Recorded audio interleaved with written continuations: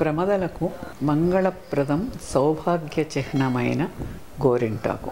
వయసు సంబంధం లేకుండా చిన్న పెద్ద అందరూ సరదా పడే గోరింటాకు లైత్రేసియే కుటుంబానికి చెందినది. అతి ప్రాచీన కాలం నుండి తల రంగుల తయారీలో హెన్నాగా వ్యవహరింపబడుతున్న దీని వృక్షశాస్త్ర నామం లాసోనియా ఇనర్నిస్. గోరింటాకు పెట్టుకోవడం, అలంకరించుకోవటం సౌభాగ్యానికి చిహ్నం.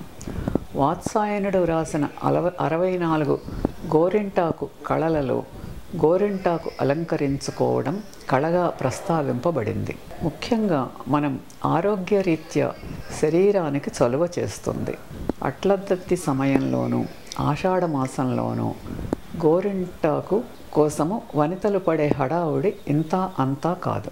చెట్లున్న యజమానికి ముందే తమ వాటా కోసం రిజర్వ్ చేసుకునే వాళ్ళు ఎందరో. గర్భిణీ స్త్రీలు విరివిగా గోరింటాకు పెట్టుకుంటారు.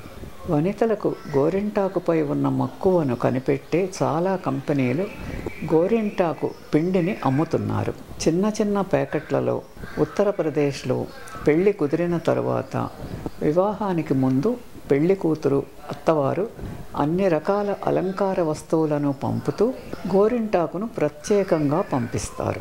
కాశ్మీర్ వనితలకు గోరింటాకు అంటే ఎంతో ఇష్టం. పెళ్లి కూతుర్లను అలంకరించే సమయంలో గోరింటాకు తప్పనిసరి. పెళ్లికి ముందు ఎంతో ఘనంగా జరిపే ఈ వేడుకను మెహందీ రాత్ అంటారు. ఇక తీజ్ పండుగ పంజాబీలకు, బీహారీలకు ఎంతో ప్రముఖమైంది. ఆ రోజు స్త్రీల అలంకరణలో ముఖ్య అలంకరణ గోరింటాకు. ఈ పండుగ రోజు స్త్రీలు తమ భర్తల ఆయురారోగ్యాలు బాగుండాలని పూజలు చేస్తారు. అప్పుడే కోసిన గోరింటాకును తెచ్చి దీనికి తక్కువ పరిమాణంలో చింతపండును కలిపి రుబ్బాలి. మరికొంతమంది దీని తయారీలో కాసు, సున్నాలను కలిపి నూరితే మరికొంతమంది పటికెను కానీ పులిసిన పెరుగును కానీ కలుపుతారు.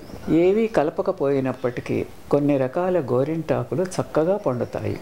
రుబ్బిన గంటకు గోరింటాకు పెట్టుకోవాలి. నిలువ ఉండే కొలది రసాయనిక చర్యల వలన రంగు సమ్మేళనాలు మారిపోయి గోరింటాకు పండే లక్షణం తగ్గిపోతుంది. రాత్రి భోజనాలు, ఇంటి పనులు పూర్తయ్యాక అందరూ కూర్చొని అనుభవం ఉన్న ఓ వ్యక్తి అలంకరణ బాధ్యత తీసుకోవడం సాధారణంగా మనం చూస్తాము.